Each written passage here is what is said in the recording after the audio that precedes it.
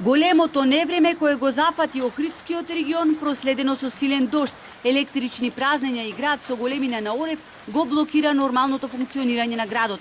Само за околу 1 час колку што траеше, улиците беа поплавени, а зелените површини и дворовите од куќите побелени.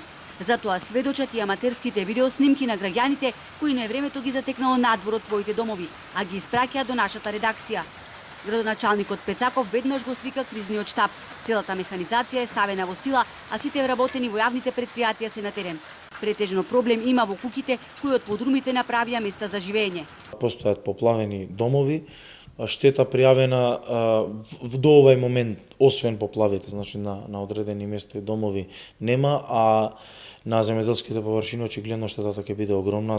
Колекторот е веќе ставен во 100% функција, а службите на терен ги чистат сливниците и онаму каде што има проблем со фекалната и атмосферска канализација.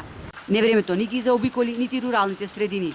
Проблем имаме и во овие кои што така наречени планински села, Коинско, Елшани, Пештани, каде што традиционално која малце повеќе дожд ќе заврне, наноси на земја носат на патот, меѓутоа и тоа ќе се чисти тековно. Невремето се смири, водата се повлече од улиците, а до вечерните часови целиот град ќе биде исчистен, вели Пецаков. Од понеделник земјоделците ќе ги пријавуваат штетите.